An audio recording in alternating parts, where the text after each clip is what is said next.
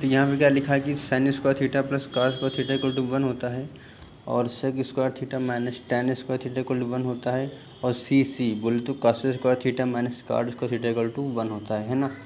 अगर कहीं भी हम सेक स्क्वायर थीटा बराबर क्या लिख सकते हैं, 1 प्लस टेन स्क्वायर थीटा लिख सकते हैं। अगर अल्फ़ा प्लस बीटा की वैल्यू अगर 90 डिग्री बराबर है तो tan alpha into tan beta equal 1 होती है। Sine alpha into sec beta की वैल्यू कितनी होती है, 1 होती है। कॉस अल्फ़ा और कॉस अल्फ़ा और कॉसेक बीटा की वैल्यू क्या होती है, 1 होती है ना। यहाँ पे वैल्यू पुट कर देते हैं हम लोग, और देखिए साइन अल्फ़ा बराबर cos beta sine cos tan cot sec cosec के बराबर होते हैं अल्फ़ा वाली बीटा वैल्यू जब 90 डिग्री होती है। देखिए जब साइन कॉस में दिए हों, है ना, तो साइन और कॉस थीटा का मान हमेशा हम जनरली थीटा के बराबर क्या रखते हैं, 30 या हम 60 डिग्री यहाँ पे पुट करते हैं ना। और यहाँ पे आप देख रहे हैं 4347 जो कितना हो रहा है, ये कास का है। देखिए क्या लिखा है, 4 कास को 43 लिखा है और 4 कास को 47 लिखा है। तो 47 और 43 जो 90 हो रहा है, मतलब इसका मान क्या हो जाएगा, 1 हो जाएगा। तो इसका मान 1 हो जाएगा, 4 इंटू 1 हो जाएगा, माइनस का 5 हो जाएगा, भाई यहाँ पे लिखा हुआ है। और जब भी टैन थीटा की बात हो तो इसमें थीटा की वैल्यू जनरली क्या पुट करते हैं भैया, 45 डिग्री पुट करते हैं। और साइन और कॉस में क्या पुट करते हैं वैल्यू, जनरली हम थीटा की वैल्यू 30 या 60 डिग्री वैल्यू पुट करते हैं। आप थोड़े से कॉन्सेप्ट याद कर लीजिएगा कि sec square theta plus cos square theta का क्या लिख सकते हैं हम लोग, हम क्या जो प्लस में लिखा है अब इंटू में लिख दीजिए बस। Sec square theta plus cos square theta लिखा है तो इसके बराबर हम वैल्यू लिख सकते हैं sec square theta into cos square theta. इसी तरह ये भी लिख सकते हैं सारे। Tan square theta minus sine square theta क्या लिखते हैं, tan square theta into sine square theta. 2 plus tan square theta plus cot square theta का क्या लिख सकते हैं, तो sec square theta into cos square theta. Tan theta plus cot theta बराबर क्या लिख सकते हैं, sec theta into cos theta. Tan theta minus sec theta plus 1 upon tan theta plus sec theta minus 1 बराबर क्या लिख सकते हैं, sec theta minus tan theta. अगर यहाँ पे देखें, यहाँ पे क्या था, माइनस था है ना, तो यहाँ पे क्या है, प्लस है। यहाँ पे ये प्लस है, यहाँ पे क्या होगा, माइनस होगा। ये दूसरे के अपोजिट होगा। अगर 1 प्लस कॉस थीटा देखिए हम यहाँ से डिसाइड कर दिए। यहाँ पे टेन थीटा देखिए प्लस में है आगे, तो यहाँ पे क्या होगा, माइनस में होगा। यहाँ पे टेन से नहीं बनना है यार, सेक से बनना है। सेक जैसे यहाँ पे माइनस में है तो यहाँ पे सेक प्लस में होगा, अर्थात sec theta minus tan theta होगा। यहाँ पे सेक थीटा प्लस में है तो वहाँ पर सेक क्या होगा, सेक यहाँ पे माइनस में था तो यहाँ पे प्लस कर दिया, यहाँ पे प्लस है तो प्लस ही रहने दिया। ये जो बताया थोड़ा सा वो संशोधन कर लीजिए। जब भी माइनस में लिखा होगा टेन थीटा माइनस सेक, देखिए हम लोग जानते हैं क्या, sec square theta minus tan square theta equal 1 होता है। मतलब पहले सेक होगा फिर टेन होगा, तो sec theta minus tan theta वैसे वैल्यू होता है। अगर प्लस में लिखा है तो उसको वैसे ही लिखा रहने दीजिएगा, सेक थीटा पे टेन थीटा। अगर 1 plus cos theta upon sine theta लिखा है तो इसके बराबर हम क्या लिख सकते हैं, इसको यहाँ लिख दीजिए, इसको यहाँ लिख दीजिए, इसको यहाँ लिखिए। जब यहाँ आएगा तो साइन इसका चेंज हो जाएगा, यहाँ पे प्लस यहाँ पे क्या हो जाएगा, माइनस हो जाएगा। इसी तरह 1 प्लस साइन थीटा अपन कॉस क्या लिख सकते हैं, कॉस थीटा अपन 1 माइनस साइन थीटा। यहाँ पे अगर बात कर ले हम कि साइन और कॉस की, देखिए मैक्सिमम वैल्यू कैसे लिखते हैं, ए साइन का थीटा प्लस बी कास का थीटा है तो ए ग्रेटर देन बी है, ए ग्रेटर देन बी है। जैसे ए जो है ग्रेटर देन बी है तो जो ए जो है मैक्सिमम वैल्यू दिखाता है, बी क्या दिखाता है, मिनिमम वैल्यू को दिखाता है ना। इसी तरह टेन, अगर ये साइन कॉस में जो हो गया, अगर टेन काट की बात आ जाएगा, टेन काट में क्या होगा, 2√ab होगा। ये क्या दिखाता है, मिनिमम वैल्यू को दिखाता है ना। तो 2√ab, ए हो गया 4, बी हो गया 9, इसको हलिया लेंगे हम, है ना। देखिए अगर कहीं दो ट्रायंगल दिए हुए हैं इनका बेस ये है ना, तो अल्फा वाला बीटा अगर 90 डिग्री है तो इनका जो है, देखिए डायग्राम चाहे ये डायग्राम बना हो, देखिए चाहे डायग्राम ये बनाओ, अल्फा लगा है दोनों, ये बीटा है, ये हाइट है, एक्स वाई है। तो इनमें क्या होता है ना कि हाइट का गुणनफल आधार गुणनफल के बराबर होता है ना। कि हाइट का गुणनफल भैया h1 h2, हाइट का गुणनफल जो है आधार गुणनफल के बराबर होता है। बोलो तो x, इसका भी आधार ये x है और इसका भी आधार x है, तो h1 into h2 equal to क्या होगा, x इंटू एक्स, मतलब एक्स स्क्वायर हो जाएगा। इसी तरह मैंने क्या कहा कि ऊंचाई का गुणनफल, मतलब इसकी ऊंचाई h हो गया और इसकी ऊंचाई भी h होगा, तो ऊंचाई का गुणनफल आधार के गुणनफल के बराबर होता है, तो x इंटू एक्स है ना, तो मतलब कि एच स्क्वायर बराबर एक्स वाई है ना। इसी तरह यहाँ पे ये देख सकते हैं हम लोग, ये हाइट है ना, ये ए है, ये टोटल b है, तो मैंने कहा ऊंचाई का गुणनफल, तो एच इसकी भी हाइट एच है, इसकी भी हाइट एच है, तो एच स्क्वायर हो जाएगा। और आधार है गुणनफल, जिसका आधार ए है इसका बी है, तो ए इंटू बी होगा, तो एच स्क्वायर पे ए बी हो जाएगा, है ना। इसी का जो क्वेश्चन ये था, है ना, हमें भी मान निकालना है। तो एच स्क्वायर बराबर क्या लिख देंगे हम, एच स्क्वायर बराबर क्या लिख देंगे भैया, एच स्क्वायर बराबर क्या लिख देंगे, एच स्क्वायर बराबर क्या लिख देंगे, एक्स इंटू वाई। तो एच स्क्वायर बराबर क्या लिख देंगे, एक्स इंटू वाई। तो 75 गुणा 43। तो अब इसको ऐसे ना गुणा कर लेंगे, अब इसको तोड़ लेंगे, है ना, तब इसको हम हल ही आएंगे इसको। देखिए यहाँ पे क्या था कि स्क्वायर में था तो ये हो गया था, लेकिन अगर केवल ऐसे ही लिखा है A sine theta plus B cos theta लिखा है, तो इसका plus minus under root A square plus B square. तो इसमें प्लस वाला क्या दिखाता है भैया, मैक्सिमम वैल्यू को दिखाता है, और ये क्या दिखाता है, माइनस मिनिमम वैल्यू को दिखाता है। इसमें शायद पावर 1 थी, इसमें पावर क्या थी, इसमें पावर 2 थी, है ना। यहाँ क्या लिखा है देखिए, दो संख्याओं का योग क्या दिया है भैया, दो संख्याओं का योग देखिए 60 दिया हुआ है, और उनका एचसीएफ कितना दिया है, एचसीएफ 5 दिया है। यदि संख्याओं का एलसीएम 175 तो बताइए संख्याओं का अंतर कितना होगा।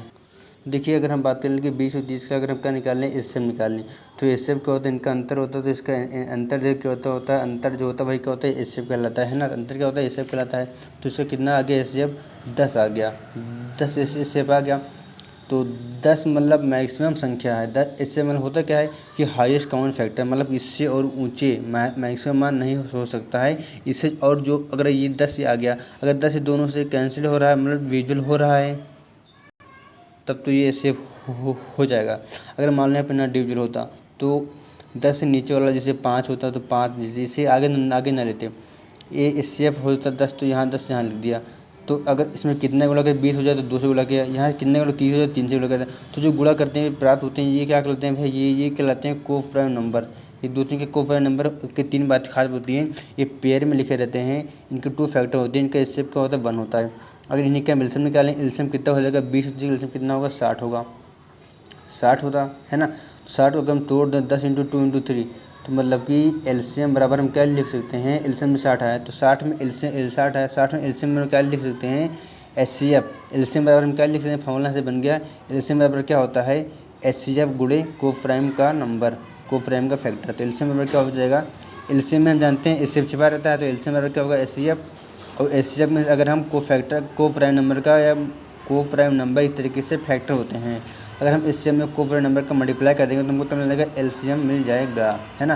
देखिए 50 फैक्टर का मतलब क्या होता है भैया कि 50 फैक्टर का मतलब कि इसके बराबर नंबर हो, जैसे छोटा हो, लेकिन इसके मैक्सिमम नंबर नहीं हो जाएगा, है ना। तो यहाँ पे क्या बात कर रहे थे हम कि एचसीएफ 5 था, एचसीएफ 5 था और योग हम कितना 60 दिया था। तो एचसीएफ 5 था, योग दिया था, है ना। तो 60 भागी हमने 5 कर दिया, कितना आ गया, 12 आ गया, योग आ गया मतलब 12 आ गया, ठीक है। हमको एलसीएम कितना दिया है, 75 दिया है। देखिए एचसीएफ मतलब योग होता है, एलसीएम मतलब क्या होता है, गुणनफल होता है, आप ये ध्यान रखिएगा, ठीक है। तो योग 12 आ गया। अब हम एलसीएम दिया है मतलब कि गुणा होगा, तो एलसीएम निकाल लिया। अगर हम एलसीएम 175 कर दिया, एलसीएम जानते हैं 5 से इसमें भी भाग कर दिया, एचसीएफ था, है ना। योग जो एचसीएफ होता है इसको हम योग जो एचसीएफ होता है ना, इसको हम योग में भाग कर देते हैं, मतलब जो एचसीएफ होता है इसको योग में भाग लेते हैं और एलसीएम में भाग लेंगे। तो कितना का 35 आ गया। अब 35 12 आ गया। अब किस में तोड़ दें कि जिसका गुणनफल कितना आ जाए, 35 आ जाए, योग कितना 12 आ जाए, तो 7 5 में तोड़ दिया, है ना। ये का मान 7 है, गया 5 आ गया। ये क्या है, संख्या है कि हम जानते हैं संख्या में क्या छुपी रहती हैं भैया, संख्या में एचसीएफ छुपी रहती हैं, है ना। तो 5 से मल्टीप्लाई कर दिया, हमको अंतर पता चल गया, 10 अंतर आ गया। जैसे क्या लिखा है, दो संख्याओं का योग 40 है, एलसीएम एचसीएफ का 21 गुना हो और एचसीएफ 4 हो, तो बताओ संख्याओं का अंतर कितना होगा। देखिए जब भी एलसीएम एचसीएफ का n गुना है, इसका अर्थ क्या है कि को प्राइम का गुणनफल n है ना। मतलब जैसे लिखा है एलसीएम एचसीएफ का 21 गुना है, 21 गुना का मतलब कि ये एक तरीके से को प्राइम को दिखा रहा है। तो एलसीएम बराबर हम जानते हैं, चूँकि एलसीएम बराबर क्या जानते हैं, एलसीएम बराबर जानते हैं एचसीएफ इंटू को प्राइम नंबर, है ना। यहाँ पे एचसीएफ देखिए 4 दिया हुआ, चलो ठीक है, ए प्लस बी योग दिया 40, योग पर 40 लिख दिया, ठीक है। यहाँ से योग निकाल लेंगे तो 40 बगे 6 कितना आ जाएगा, 10 आ जाएगा। ये 21 गुना है, मतलब एक तरीके से हमको को प्राइम का फैक्टर दिया, हमको एक तरीके से गुणनफल दिया है। तो कितना आ गया, 3 7 आ गया, है ना। तो अगर हम संख्या निकालना चाहें, क्या निकालना, संख्याओं का अंतर, तो पहले हम संख्या निकालेंगे, फिर उसके बाद संख्या अंतर देखेंगे। संख्या निकालेंगे हम, है ना। तो योग 10 है और 21 ये है, योग 10 है और गुणनफल 21, संख्या मानो 3 7 मान लिया, संख्या 3 7 लिख लिया। संख्याओं में अगर हम संख्या जैसे ही आपको आ जाती हैं तुरंत इसमें एचसीएफ को मल्टीप्लाई कर दीजिए। तो एचसीएफ कितना था, 4 था, तो इसे 4 से मल्टीप्लाई कर दिया, तो 28 अब यहाँ अंतर देख लेंगे 16 आ जाएगा। क्या लिखा है, दो संख्याओं का एचसीएफ 11 है, एलसीएम के अन्य दो गुणनफल 13 और 14 हैं, तो बताओ दोनों संख्याएं का योगफल कितना है ना। तो दो संख्याओं का क्या दिया भैया, एचसीएफ 11 दिया है ना। दो संख्याओं का कितना एचसीएफ 11 दिया है। एचसीएफ देखिए या तो मल्टीप्लाई करने में काम आता है या भाग करने का काम आता है ना। और एलसीएम के दो अन्य गुणनखंड जो 13 14 दिए हैं, ये दो गुणनखंड एक तरीके से कोप्राइम नंबर ही होते हैं, है ना। तो ए बराबर देखिए अगर संख्या मान लें, देखिए है ना, ये कोप्राइम नंबर है। तो कोप्राइम नंबर का हम जानते हैं, अगर कोप्राइम नंबर में अगर हम एचसीएफ में मल्टीप्लाई कर देंगे तो हमको क्या मिल जाएगा भैया, संख्या मिल जाएगा। संख्या मिल जाएगा एक तरीके से संख्या क्या होती है, एलसीएम होती है। अब ये ध्यान रखिएगा। तो कोप्राइम नंबर में अगर हम इससे मल्टीप्लाई कर दिए तो हमको संख्या मिल जाएगा, संख्या में मिल जाएगा। बस हमको निकालना क्या है कि योग कितना होगा, इनको जोड़ लेंगे, योग हमारा आंसर आ जाएगा। अब यह संख्या यहाँ पे हमें कितनी मांगी थी भैया, 30 से 45 संख्या मांगी थी, है ना। अब 30 से 45 का अगर हम ऐसे बनाए कितना होगा, तो 30 से 45 मानते हैं मिनिमम 10 होता है मैक्सिमम, है ना। तो 10 क्या सभी को डिविजिबल कर रहा है, मतलब ऐसे होती क्या है कि वह मैक्सिमम हाईएस्ट कॉमन फैक्टर, मतलब वह महत्तम संख्या जो सभी को विभाजित कर दे। तो 10 जो है ना इसको विभाजित ना इसको विभाजित करेगा, तो ये 10 मैक्सिमम बाउंड्री लाइन होगी। अब इसे नीचे वाला जो भी मान होगा जो सभी को विभाजित कर दे वही इसका एचसीएफ हो जाएगा। तो 35 से 45 का अगर 10 से नीचे की बात करें तो 5 फैक्टर होता है ना इसका, तो 5 से भाग कर दें, 5 से दे 35 5 बता मतलब 5 इसी इसका आंसर होगा, 10 इसका एचसीएफ नहीं होगा। ठीक है, लिखा है मान लीजिए एक बार छोटी छोटी संख्या जो जिसे 8 9 12 14 और 36 से विभाजित करने पर प्रत्येक बार 4 से बचता है, लेकिन x 11 से विभाज्य है, तो x के अंकों का योग क्या होगा। देखिए कह रहा है वह छोटी छोटी संख्या, मतलब हमको भाई समझ इसका एलसीएम निकालना, तो इसका मैं एलसीएम निकाल कितना आ गया 5 4 आ गया। अब जो आया है इसमें कह रहा है कि इसमें भाग करने पर जो है इस पर 4 बचता है, मतलब हमको +4 करना है, लेकिन 11 से डिविजिबल होना चाहिए। 11 से डिविजिबल होना चाहिए, मतलब 11 से हमने भाग कर दिया। अब के लिख दिया हमने, के लिख दिया, मान लें कोई फैक्टर होगा, है ना। ठीक है, तो ये काम कर ले सीआरटी साइमन डिविजन थ्योरी, ये एक तरीके से शेषफल पर काम करता है। तो 11 को अगर 5 54 में भाग कर देंगे हम, तो 11 है ना, 11 को 5 54 में भाग करें तो 11 चौक 44, 11 चौक 44 होगा, 6 बचेगा 64 हो जाएगा, तो 11 बचे 55, 55 में कितने जोड़े 64 55 में 9 जोड़ेंगे तो 9 64 होगा, मतलब 11 में 5 4 भाग करने पर जो शेषफल आएगा उसको यहाँ पे लिख देंगे, 9 के लिख दे +4 दे बटे 11 लिया। अब जो 11 है 11 को यहाँ पे लिख दो, 11 के मल्टीप्लाई मतलब फैक्टर लिख दो, 11 कम 11 11 22 11 33, यहाँ पे +4 यहाँ पे क्या कहते हैं -4 कर दिया। -4 करने के बाद जो वैल्यू आती है, जो वैल्यू यहाँ पे 28, जो वैल्यू 9 से डिविजिबल हो जाएगी, जैसे 9 से 7 नहीं 9 से 18 डिविजिबल हो जाएगा, जो डिविजिबल हो जाएगी वही जो है के का मान क्या हो जाएगा 2 हो जाएगा। जैसे के का मान 2 आ गया, यहाँ वैल्यू पुट कर देंगे 5 4 × 2 +4, इसको हटा लेंगे हम 1012 हमारा आंसर आ जाएगा, है ना। आगे क्या कर रहा है, एक विक्रेता एक वस्तु पर अंकित मूल्य पर 25% छूट देता है तथा 20% का लाभ कमाता है। यदि वस्तु के लागत मूल्य में 20% की वृद्धि हो जाती है तो उसे अंकित मूल्य पर कितने % की छूट दी जाए ताकि लाभ के परसेंटेज में कोई परिवर्तन ना हो।